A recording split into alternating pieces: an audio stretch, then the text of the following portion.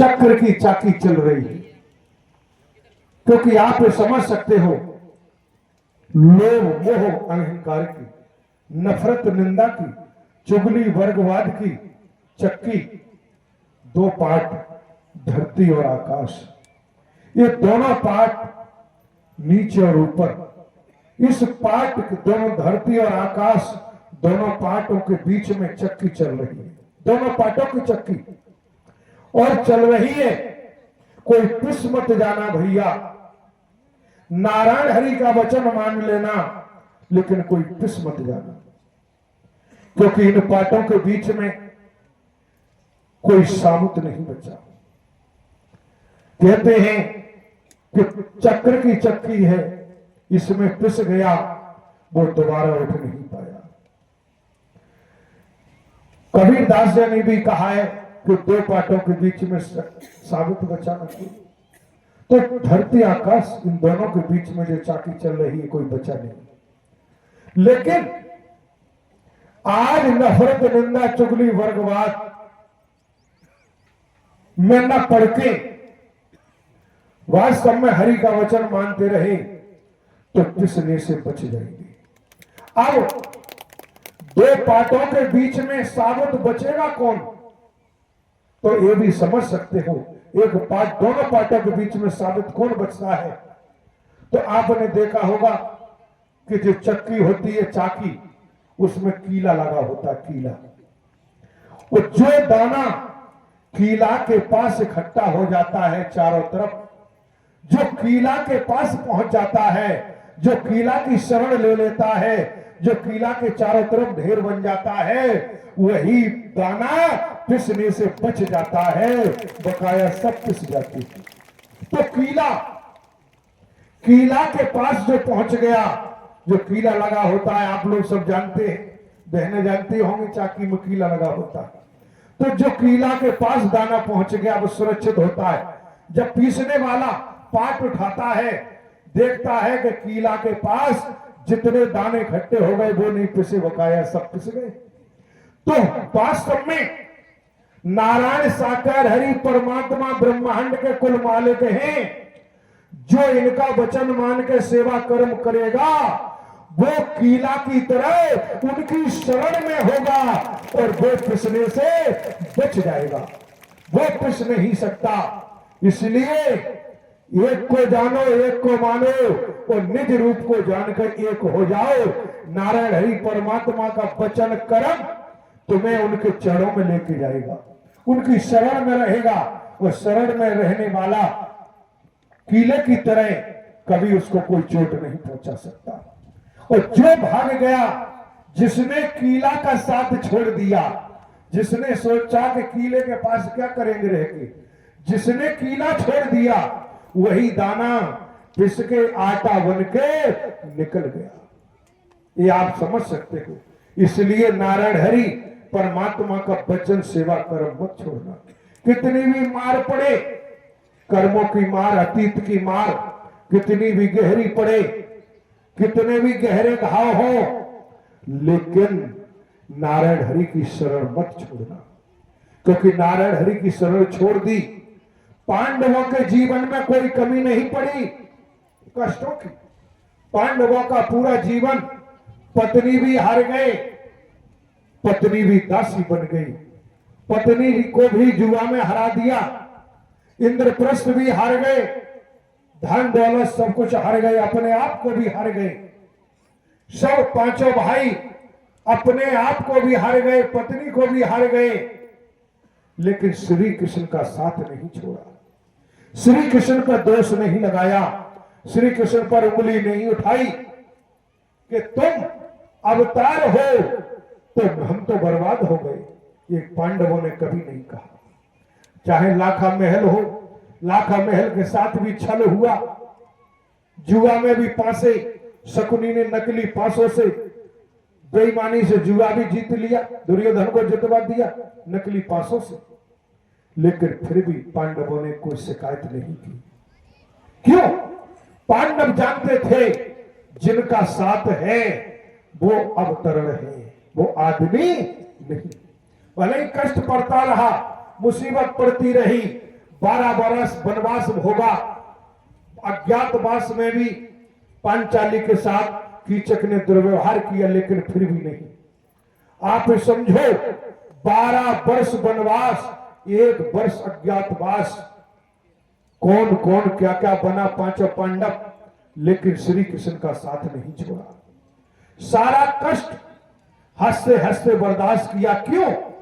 क्यों कि जब उन्होंने जान लिया कि जब मेरे प्रभु मेरे साथ हैं तो कितना भी कष्ट पड़े वो मुझे प्रभु से दूर कर ही नहीं सकता है।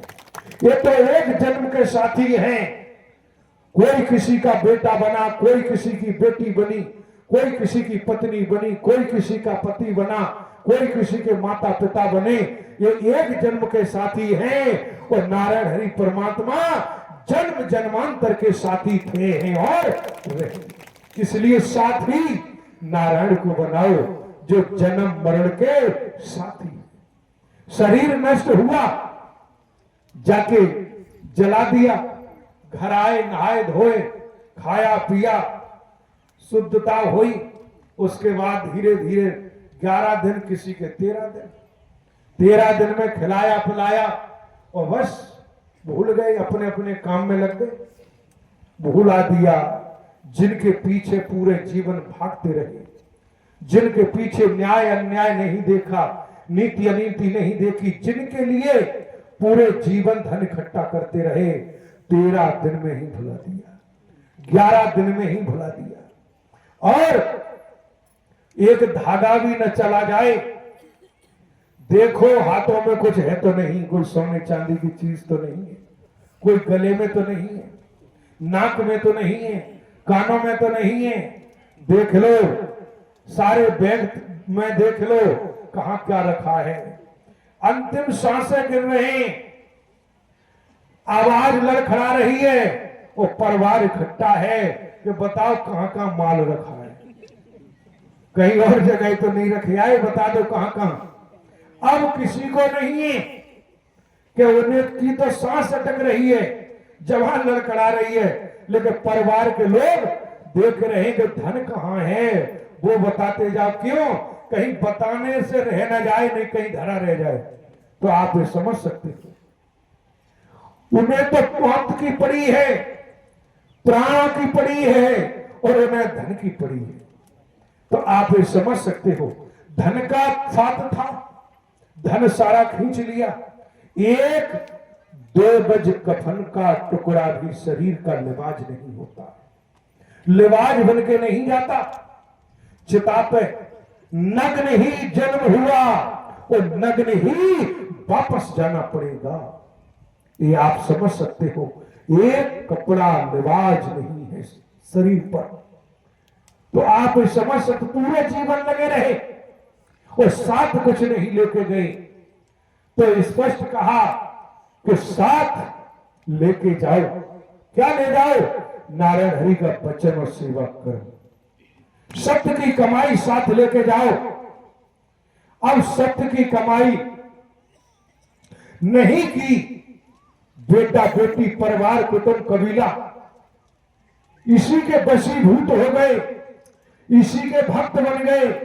बेटा कोई बेटा बेटी के बन गया, कोई पत्नी का बन गया, कोई पति का बन गया, कोई माता पिता का बन गया, कोई भाई बंधु का बन गया, कोई सोने चांदी का बन गया, कोठी बंगले का बन गया।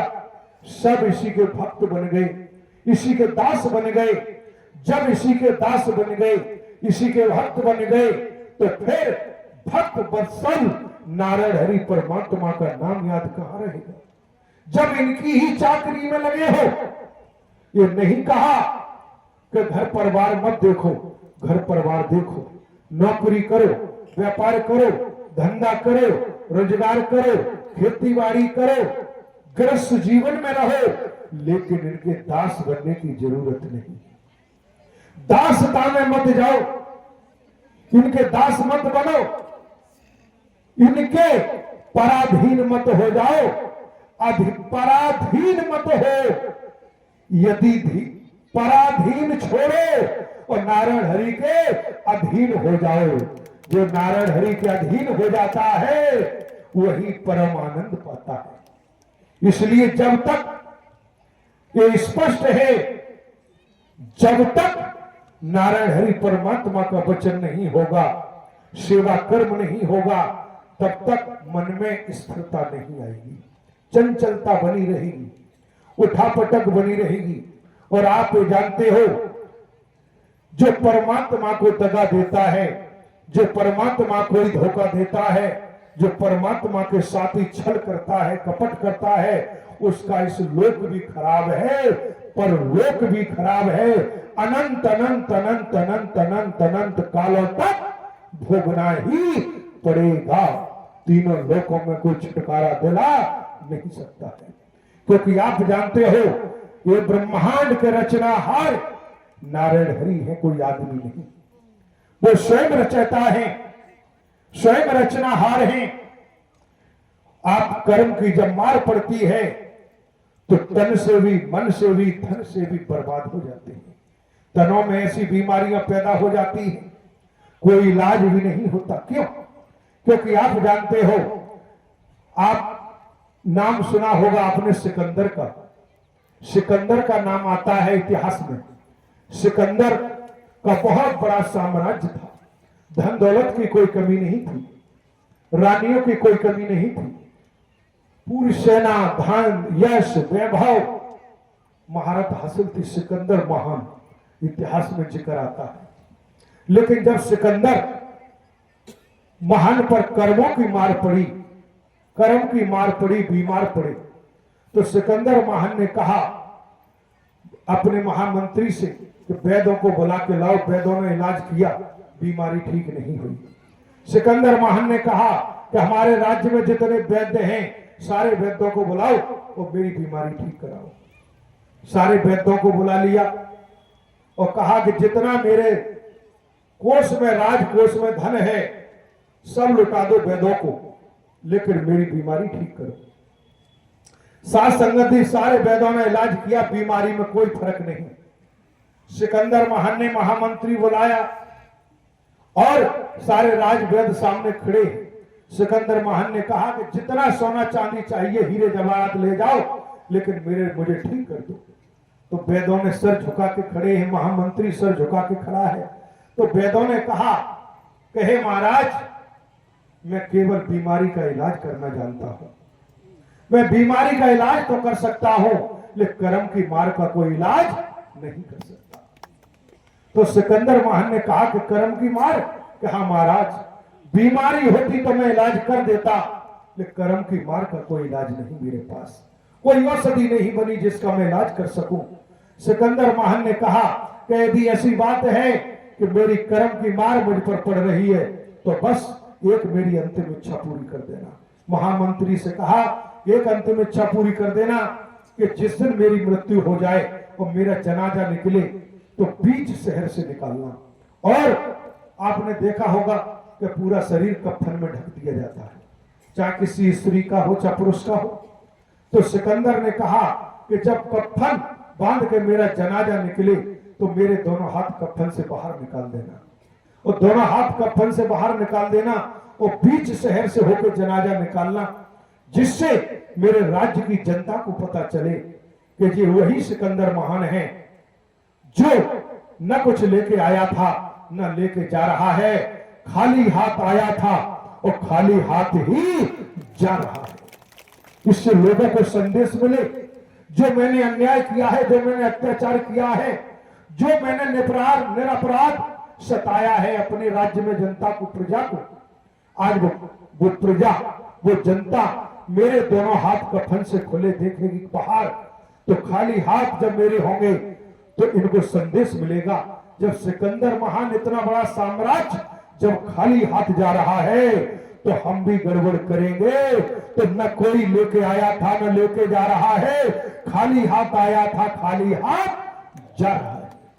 तो सत्य यही है, लेके आया था नारायण हरि का नाम। मां के उदर में, मां के गर्भ में नारायण हरि से कॉल किया कि हे परमात्मा, मुझे संसार में भेजो, इस काल कोठरी से बाहर निकालो, मैं संसार में जाऊंगा, तुम्हारा नाम लूंगा, जिक्र करूंगा, तुम्हारा वचन मानूंगा, वचन मान के चलूंगा। लेकिन संसार में आया, बेटा बेटी माता पिता इसी के बंधन में फंस गया। इसी के बंधन में फंस गया, इसी के कुचक्र में फंस गया और इसी में फंस करके जीवन को बर्बाद करने लगा। इसलिए आज यदि बचाओ, वास्तव में पूरे ब्रह्मांड में नफरत, निंदा, वर्गवाद, ढोंग, पाखंड, आडंबर चर्म सीमा को लांघ चुका है। कहीं मानवता दिखाई नहीं देती, इंसानियत दिखाई नहीं देती। इसलिए मौका मिला है तो मानव को गले लगाओ, मानव से प्रेम करो, क्योंकि नारायण साकार हरि परमात्मा ही सनातन है। नारायण साकार हरि परमात्मा ही सत्य सनातन है।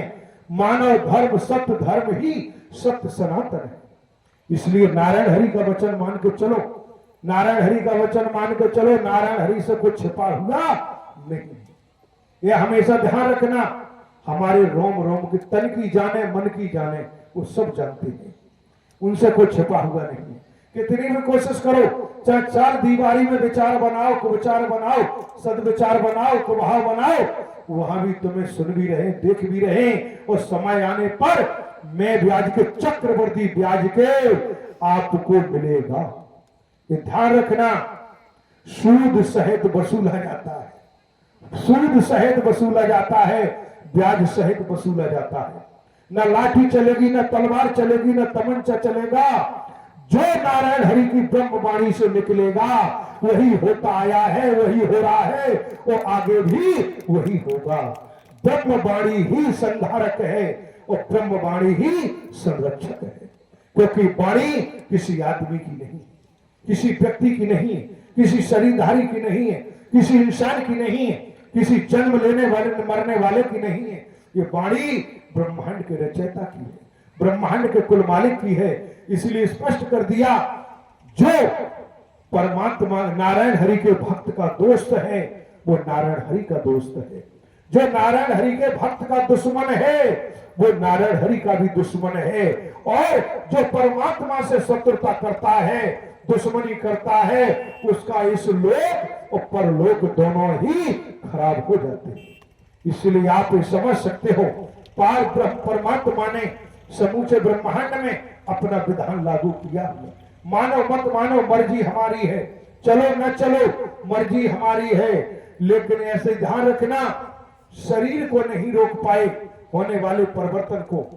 एक दिन वो याद करो जिस दिन मां की कोख से निकल के गोद में खेल रहे थे, रो रहे थे, वो दिन याद करो। उसके बाद उस दिनों में जाओ जब बचपन की क्रीड़ा कर रहे थे, लीलाएं कर रहे थे, माता पिता के सामने बाल लीला जहां कहा जाता उसमें मौजूद थे। युवावस्था, जवानी अवस्था, आज परिवर्तन हो गया। शिशु अवस्था नहीं रोक पाए, बाल अवस्था नहीं रोक पाए, जवानी नहीं रोक पाए, और बुढ़ापा आ गया। शरीर पर खाल लटकने लगी, चेहरे पर झुर्रियां पड़ गई, और शरीर का रोम रोम आवाज लगाने लगा। रोम रोम आवाज लगा रहा है कि तुम्हारी प्रतीक्षा कोई कर रहा है, कोई प्रतीक्षा कर रहा है। जब होने वाले शरीर के परिवर्तन को नहीं रोक पाए, शरीर के होने वाला परिवर्तन आवाज लगा रहा है, तो आप जब परिवर्तन नहीं रोक पाए तो कर्म की मार को रोक पाना संभव नहीं। इसलिए नारायण हरि परमात्मा का वचन मान के चलो। नारायण हरि परमात्मा का वचन में ही भलाई है। जो किंतु परंतु करता है, अपनी मति लगाता है, वो कुछ प्राप्त नहीं कर सकता। श्री कृष्ण एक शब्द नहीं बोले। श्री कृष्ण कुरुक्षेत्र में अर्जुन के रथ पर बैठे रहे, बोले कुछ नहीं।